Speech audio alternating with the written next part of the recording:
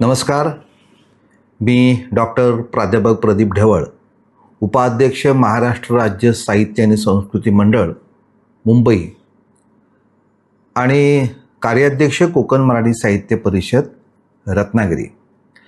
अगदी सुरुवातीलाच मी महाराष्ट्र मंडळ नैरोबी या सर्व पदाधिकाऱ्यांचे मी मनापासून आभार यासाठी व्यक्त करतोय की ज्ञानेश्वरांपासून सुरू झालेला हा भाषेचा प्रवास 10,000-11,000 किलोमीटरवरती असणाऱ्या नैरोबीसारख्या भूमीपर्यंत पोहोचलेला आहे. तो केवळ केनियामध्ये आमच्या राहणाऱ्या मराठी बांधवांमुळे.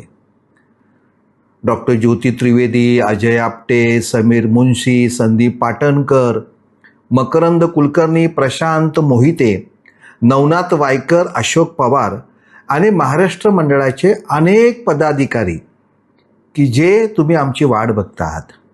खरं आहे, गेली 8 दशकं आपण मराठीचा जागर, मराठी भाषा, मराठी संस्कृती जपण्यासाठी केलेले प्रयत्न ही खरी म्हणजे महाराष्ट्रातील साहित्य चळवळ याचा संगम म्हणजे हृदयंगम हे साहित्य संमेलन आहे.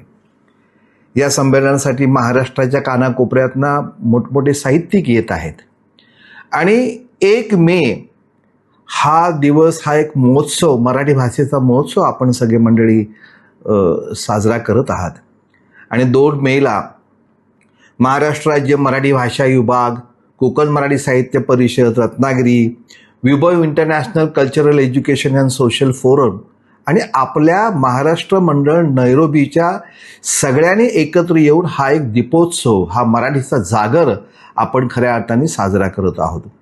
मी आपल्या सगळ्यांचंच मनापासून कौतुकी करतो. माझ्या सगळ्या मराठी बांधवांचं जे साहित्यावरती, कलेवरती प्रेम करत आहेत, या सगळ्यांनी आपण 2 दिवस खूप एन्जॉय करूया. अनेक कविता होतील, त्यात वेगवेगळ्या प्रकारचं सादरीकरण होईल, मराठी भाषेचं देवाणघेवाण होईल.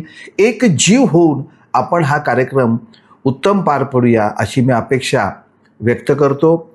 आणि महाराष्ट्र मंडळ नैरोबीच्या सगळ्या पदाधिकाऱ्यांचं जे म्हणून मराठी कुटुंब तिथे आहेत, जे म्हणून मराठी महाराष्ट्रावरती, महाराष्ट्राच्या परंपरेवरती, साहित्यावरती, भाषेवरती प्रेम करतायत, या सगळ्यांनी वेळात वेळ काढून हा 2 दिवस चालू असणारा साहित्याचा जागर आपण सगळे एकत्र येऊन साजरा करूया. खऱ्या अर्थाने हे दुसरे आंतरराष्ट्रीय हृदयंगम साहित्य संमेलन यशस्वी होण्यासाठी आपण तर गेले अनेक दिवस प्रयत्न करतच आहात. सतत तुम्ही वेगवेगळ्या प्रकारचे कार्यक्रमाची तुमचं रिहर्सल सुरू आहे. पण एक मजा म्हणून आपण सगळेजण भेटतो आहोत, जमतो आहोत. मनाचा मोठेपणा तुम्ही दाखवलेला आहे.